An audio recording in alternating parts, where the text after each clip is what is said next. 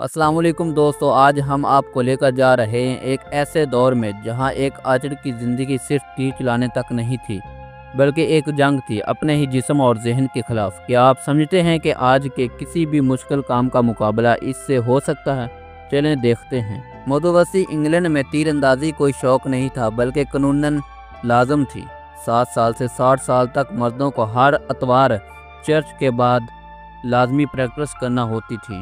10 سال کی عمر میں لمبا اور وزنی تیر کمان سنبھالنا پڑتا تھا، ہاتھ چھل جاتے تھے، کندھے جلتے اور درد معمول بن جاتا تھا۔ مسلسل مشق کے باعث ہڈیوں میں بگاڑ آ جاتا تھا، جیسا کہ بایاں بازو موٹا، ریڑھ کی ہڈی ٹیڑھی اور انگلیوں میں ہڈیوں کا غبار۔ انگلش لانگ بو کے کھینچنے کی قوت 90 سے 180 پاؤنڈ تک تھی، جدید شکاری کمان سے 3 گنا زیادہ۔ ہر دن 10 سے 12 تیر فی منٹ چلانے کی مشق لازم ہوتی تھی۔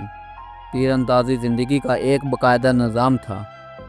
بار بار تیر چلانے سے انگلیاں گھس جاتی، چھالے پڑتے اور جسم میں مسلسل درد رہتا۔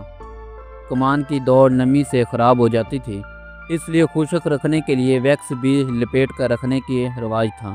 ایک تیر انداز 60 سے 80 پاؤنڈ سامان، کمان، تیر، خنجر، خوراک وغیرہ لے کر چلتا تھا، گویا آدھا خچر آدھا انسان۔ روزانہ 20 سے 30 میل چلنا پڑتا تھا۔ گندے راستے، بارش، سردی اور پتھریلے راستے سب برداشت کرنا پڑتا تھا۔ اکثر ایک ہی جوڑے چمڑے کے جوتے ہوتے تھے جو نہ گلے ہونے سے بچاتے تھے نہ ہی آرام دہ ہوتے۔ آرام کا کوئی تصور نہیں تھا۔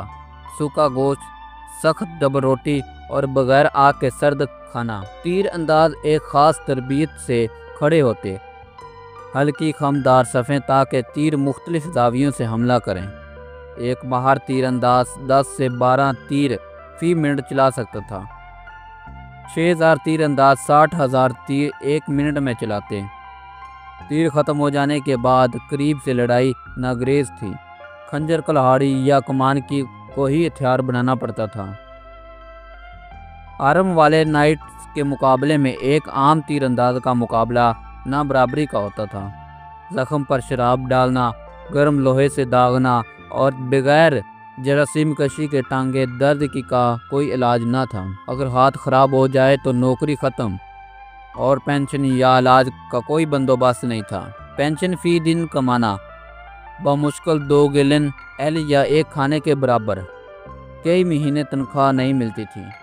ادھوری تنخواہ کی وجہ سے لوٹ مار کو برداشت کیا جاتا تھا۔ ایک نائٹ کا ذرہ 6 مہینے کے تنخواہ کے برابر ہوتا تھا۔ اکثر سابق تیر انداز غریب طبقے میں شامل ہو جاتے، مزدور بن جاتے یا بے کمان قبروں میں دفن ہو جاتے۔ جنگ ختم ہونے کے بعد یہ آرچر اپنے ہی معاشرے میں بے گھر ہو جاتے تھے، نہ پینشن نہ عزت، صرف ایک زندگی بھر کا درد اور زخم۔ تو دوستو، یہ ایک میڈیول آرچر کی سچائی، جو صرف تیر انداز نہیں چلاتا تھا بلکہ اپنی پوری زندگی ایک جنگ لڑ رہا ہوتا تھا۔ اگر آپ کو یہ ڈاکومنٹری پسند آئی ہے تو لائک کریں، شیئر کریں اور ہمارے چینل کو سبسکرائب کریں، کیونکہ ہم ایسی ہی پوشیدہ طریقے کی کہانیاں آپ تک پہنچاتے رہیں گے۔ شکریہ۔